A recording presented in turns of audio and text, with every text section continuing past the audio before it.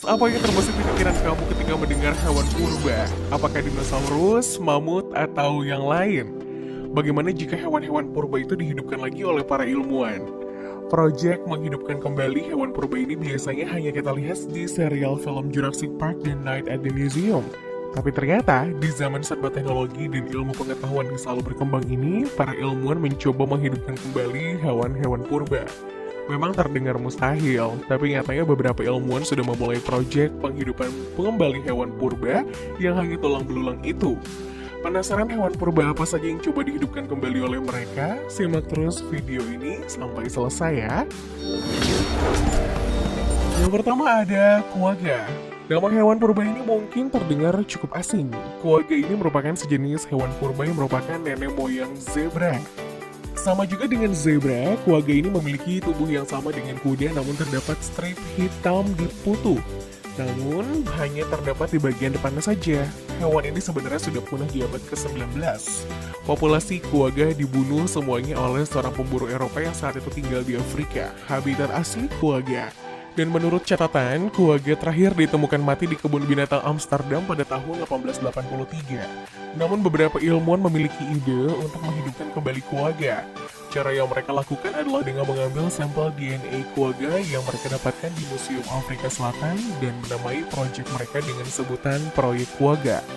Menurut salah satu profesor yang terlibat dari proyek ini, Eric Harley, seorang profesor patologi kimia dari University Cape Town, menegaskan bahwa proyek ini adalah salah satu cara untuk memperbaiki sistem ekologi yang rusak karena keegoisan manusia. Proses penghidupan kembali di quagga ini dimulai dari menggunakan sampel DNA quagga yang sudah didapat dari Museum Afrika Selatan, kemudian pengembangbiakan selektif, serta bantuan DNA zebra yang masih hidup. Dari proses inilah para ilmuwan ini melakukan conversation species kembali di zaman ini. Selanjutnya adalah mamut. Mamut ini adalah sosok hewan purba yang sekarang hanya dipajang kerangka tulang yang ditemukan serta kerangka buatan yang keduanya dipajang di museum. Namun seorang ilmuwan asal Jepang bernama Akira Iritani ingin menyangkal kenyataan bahwa mamut memang sudah punah dan kita hanya bisa melihat kerangkanya saja.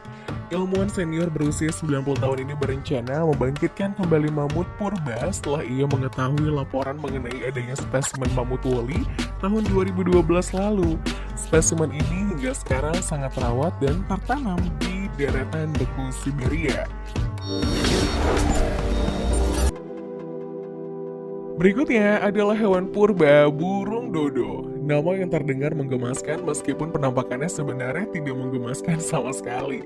Burung ini merupakan burung purba yang merupakan pemakan biji serta buah-buahan. Burung dodo merupakan jenis burung yang tidak bisa terbang dan habitat aslinya berasal dari Mauritius yang ada di Samudra Hindia. Menurut catatan sejarah, burung dodo punah di abad 17 karena pulau yang menjadi habitat mereka dihuni oleh pemukim yang datang dari Belanda.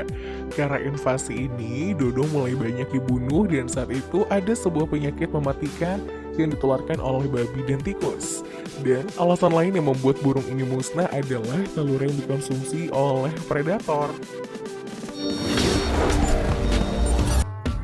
Berikutnya ada lumba-lumba Sungai Baiji.